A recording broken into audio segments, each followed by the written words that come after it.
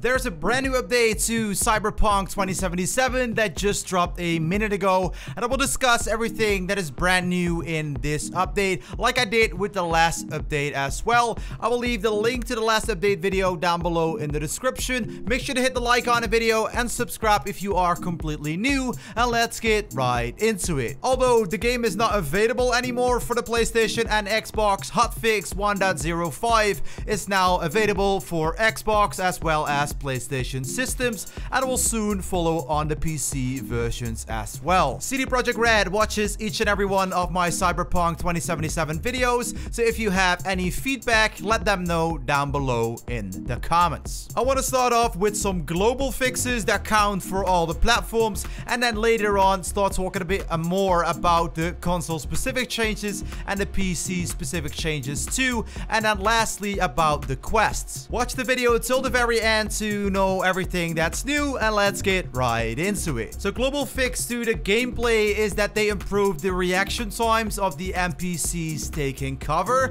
and they also corrected the number of shots needed to kill civilians from a distance while being in combat. In terms of performance and stability, multiple stability improvements including crash fixes, a global update for the interface fixing an issue with the crosshair persisting on the screen. The inventory menu no longer closes immediately after opening it for the first time after leaving a car. And I've noticed this one as well. When you get out of a car and you open up a drop point or anything else, it will automatically close the first time, and yes, that is pretty annoying. And it fixed an issue whereby upon accessing a fast travel terminal, the button shown on the top right corner prompting to open the quest journal would not work. And then a really miscellaneous update, now the off-screen explosions will also make a sound. And then some global visual fixes. They fixed an issue with the main image displaying on the top of the current color during the phone calls. V's mouth doesn't stay open after interacting the space lock in Where Is My Mind. They fixed user interface overlapping issues. V appears more modest in the inventory preview after the half-year montage. NPCs are now faster to appear in a quest area during Stadium Love. They added some more warmth to the HDR, the high dynamic range. They fixed T-posing NPCs in suspected organized crime activity, just say no, and gig hot merchandise. They fixed an issue whereby after a brain dance it was possible to be stuck in third person view with no head, which is pretty funny. And silenced icons are no longer displayed without no image in the inventory. So after we go to the global quest, I want to go ahead and talk about console specific updates as well as PC specific updates first.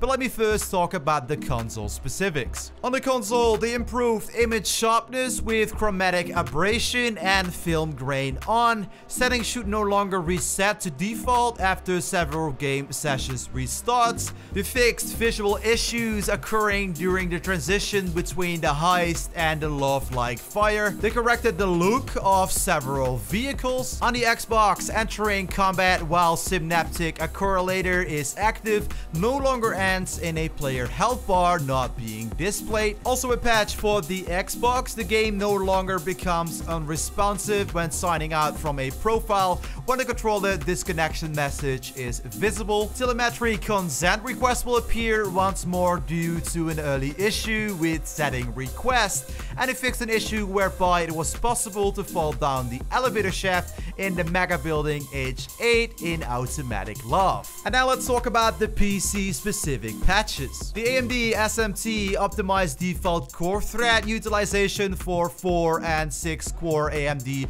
Ryzen processors. 8 core, 12 core and also 16 core processors remain unchanged and behaving as intended. This change was implemented in the cooperation with AMD and based on tests on both sides indicating that performance improvements occur only on CPUs with 6 cores or less. So now you will only see difference with an AMD 4 core or a 6 core processor. Above that there is no difference yet. They also fixed an issue with the way raw input is collected.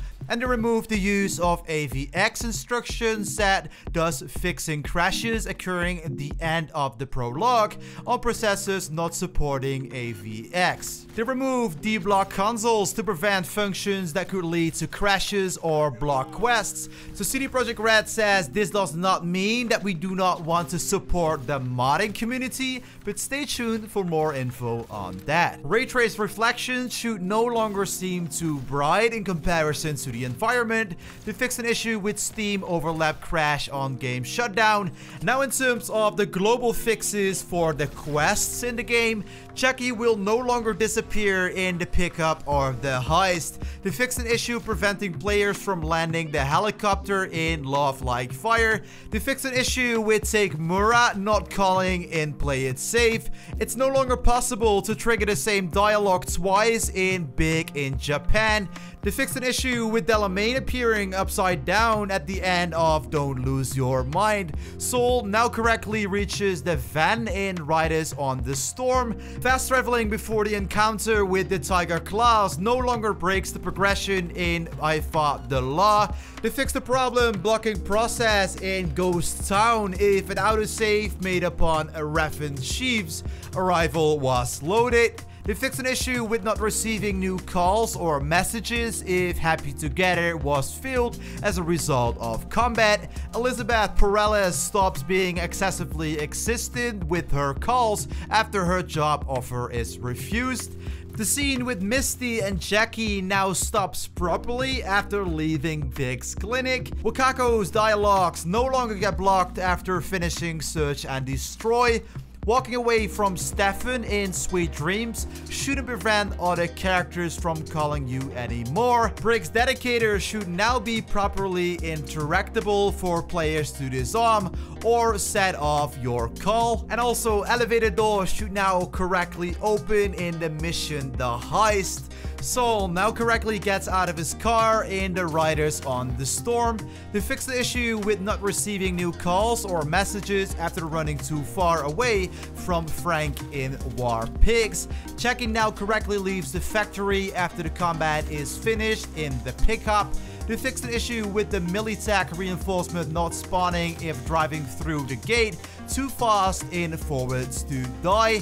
Skipping the time while in the club in violence no longer results in an issue with progression. To fix the problem with starting gig getting warmer. Fix the problem with not receiving any new calls or messages after the Pyramid song has been abandoned midway.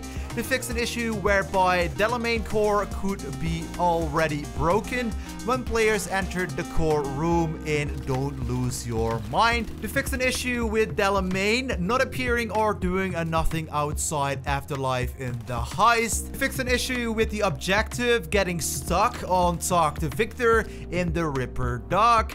To fix an issue whereby it was impossible to talk to the bouncer in front of Lizzie's in the information. They added the description for Don't Lose Your Mind in the journal. They fixed the problem preventing players from saving, using fast travels, and talking to other NPCs after loading a save with an active call with Frank in Warpix. They fixed an issue with Panam not calling about any other matter until I'll Fly Away is completed. And then lastly, they fixed a problem with the Dum Dum following V after the pickup is finished. A lot of patches and fixes for Cyberpunk 2077, and we can expect way more of them in the future. If you found this video helpful in any way, make sure to hit the like on this video, subscribe down below for more Cyberpunk 2077 videos, updates, news, and also tips and tricks.